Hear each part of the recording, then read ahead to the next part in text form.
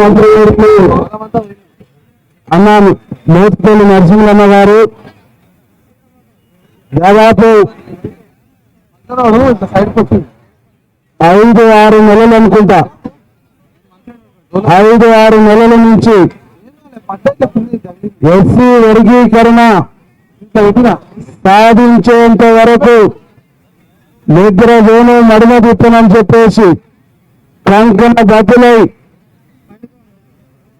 మాదిగా ఎమ్మెల్యేలని వెంటేసుకొని మాదిగా ఉపకులాల ప్రతినిధుల్ని తన ఒక తల్లి కోడిలాగా వెంట తిప్పుకుంటూ ఈరోజు ముఖ్యమంత్రి రేవంత్ రెడ్డి గారి నాయకత్వంలో వర్గీకరణను సాధించినటువంటి మా జాతి విజయుడు అన్న దామోదరం రాజనరసింహన్న గారికి మనస్ఫూర్తిగా వందనాలు తెలియజేస్తూ నాతో పాటు ఈ కార్యక్రమంలో పాల్గొంటున్న ఆత్మీయ సోదరులు ఏఐసిసి జనరల్ సెక్రటరీ మా జాతి మూతబిడ్డ అన్న సంపతన్న గారికి, మరొక పెద్దలు మా జాతి రత్నం అన్న ఆత్మీయులు బొక్కల ఎమ్మెల్యే లక్ష్మీకాంతన్న గారికి, మరొక పెద్దలు మాజీ ఎంపీ 2 సార్లు అత్యధిక మెజార్టీతో గెలిచినటువంటి ఎంపీ అన్న దయాకర్ అన్న గారికి, మాజీ మంత్రివర్యులు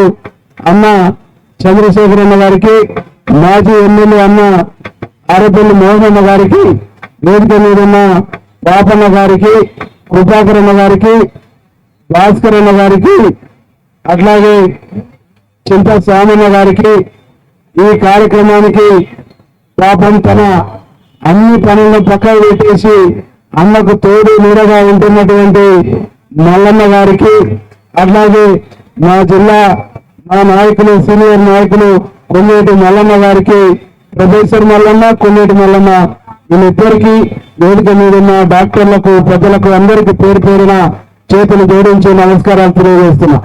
ఈరోజు వర్గీకరణ మనం సాధించుకున్న వెంటనే పెద్దలు రాహుల్ గాంధీ గారు, ఆ తర్వాత ముఖ్యమంత్రి రేవంత్ రెడ్డి గారు 3వ వ్యక్తి దామోదరం రాజనరసింహన్ అని చెప్పేసి నేను ఈ సందర్భంగా తెలియజేస్తున్నా.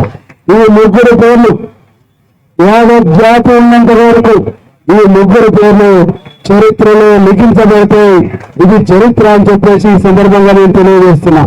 ఈరోజు మన అమరులు, ఆనాడు స్వాతంత్రం కోసం అమరులైనటువంటి వాళ్ళు, పోరాడే అమరులైనటువంటి వాళ్ళని స్వతంత్ర సమరయోధులు ఎట్లయితే పిలుచుకుంటామో 3 దశాబ్దాల పైకలకు ఈ జాతి విముక్తి కోసం పోరాటాలు చేసి ఆ ఉద్యమంలో అసలుగాచిన ఈ అమరులు కూడా ఇందుకు మనకు జాతి ఉన్నంత వరకు వీళ్ళు జాతి విముక్తి కోసం పాటుపడినటువంటి అమరులుగా లిఖించబడతారని చెప్పేసి నేను ఈ సందర్భంగా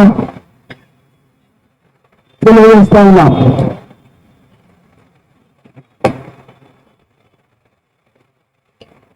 మిత్రులారా, ఈరోజు మనం ఈ వర్గీకరణ సాధించడం కోసం సుప్రీంకోర్టు జడ్జిమెంట్ వచ్చిన వెంటనే ఆ జడ్జిమెంట్ అధ్యయనం చేయడంతో పాటు ఏ విధంగా దీన్ని మనం అసెంబ్లీకి తీసుకురావాలి, ఏ విధంగా సాధించుకోవాలని చెప్పేసి ఆ నిమిషాలు దామోదరన్న ఎట్లా కష్టపడ్డాడు, ఎంత కష్టం చేసిండో ప్రత్యక్షంగా నేను ఎమ్మెల్యేలను దగ్గరుండి చూసినాం.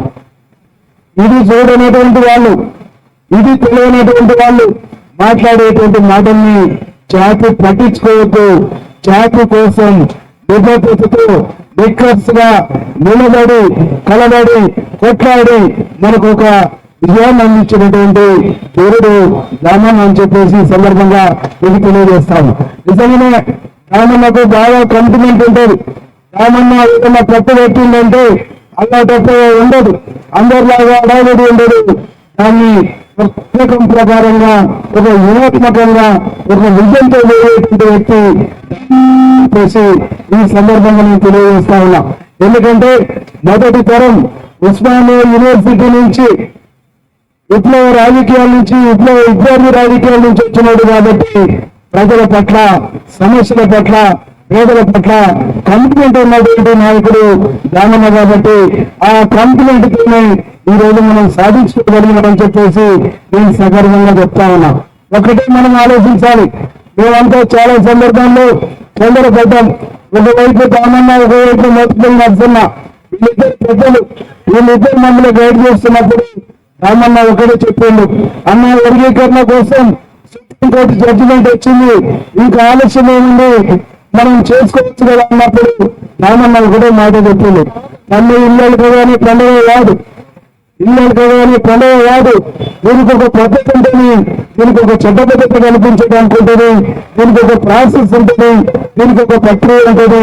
ఆ ప్రాసెస్ లో ఎక్కడ మనం మిస్టేక్ చేసినా జాతి మనల్ని క్షమించదు, జాగ్రత్తగా వెళ్ళాలని చెప్పేసి ఈరోజు అంత జాగ్రత్తగా ఇలా భూతత్వం పెట్టి దాన్ని పరిశీలిస్తూ ఎక్కడ మిస్టేక్ జరగకుండా ఈ జాతిని విజయనగరంలో నడిపి ముఖ్యమంత్రి గారిని ఒప్పించి, రాహుల్ గాంధీ గారిని ఒప్పించి, కాంగ్రెస్ అధిష్టానాన్ని ఒప్పించి సాధించిందని చెప్పేసి ఈ సందర్భంగా మీకు తెలియజేస్తూ ఆ ఘనత, ఆ చరిత్ర రామన్నకు ఉంటుంది.